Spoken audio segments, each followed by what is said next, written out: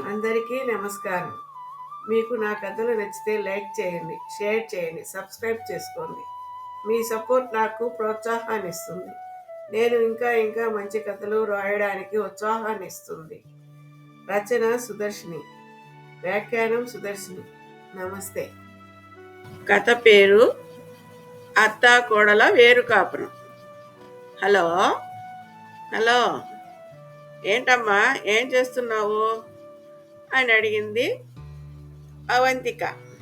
Hello, సాయశరణం చెప్పు అంది ఆమె తల్లి మహాలక్ష్మి. ఇలా రోజు ఎప్పుడో ఒకప్పుడు ఫోన్లో మాట్లాడుకుంటుంటారు తల్లి బిడ్డలు. ఏం చేస్తున్నావు, పని అయిందా, తిన్నావా అని వరుస పెట్టి అడిగేస్తుంది అవంతిక. అప్పుడే ఎలా అవుతుందే, పని చేస్తుంటే వస్తుంటుంది. సరే, నువ్వు తిన్నావా అంటే ఇంకా లేదమ్మా అంది అవంతిక. సరే, ఏంటి విశేషాలు? అమ్మా, నీకొకటి చెప్తాను విను. మా అత్త మళ్ళీ మమ్మల్ని వేరు కాపుడు పెడతానని చెప్పింది.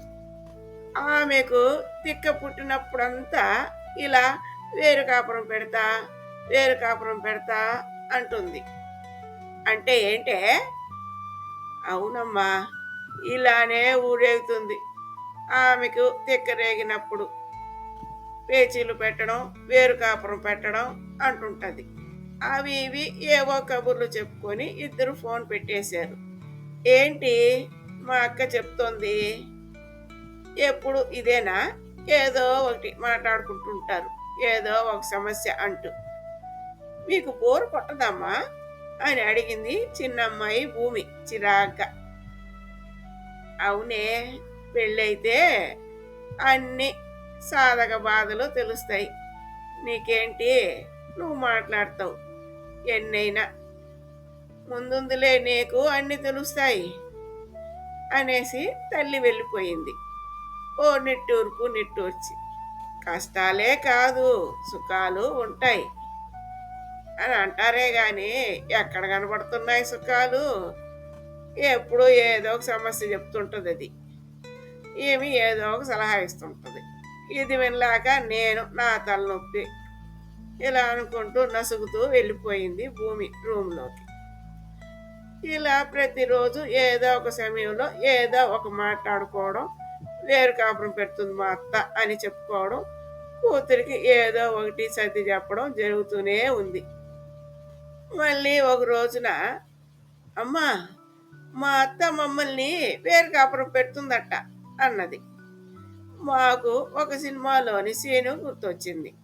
ఇంతలో అవంతిక చెల్లెలు భూమి ఫోన్ తీసుకొని, అవునే, శ్రీమంతుడి సినిమాలో శృతి హాసను సుమతక్క తోటకి వెళ్ళినట్టు నీవు వేరు కాపురం పెట్టేట్టున్నావే, మీ అత్త పెడుతుంది, నువ్వు వేరు కాపురం పోతావు తోటకి వెళ్ళినట్టు, సేమ్ టు సేమ్ అంది భూమి. వెంటనే అమ్మ కూతుర్లు మా ఇద్దరికి నవ్వు వచ్చేసింది. కానీ ఆపుకుంటున్నాం, అవతల అది ఏమరుస్తుందో అని. అవతల మహాలక్ష్మికి కూడా నవ్వు వచ్చేసింది.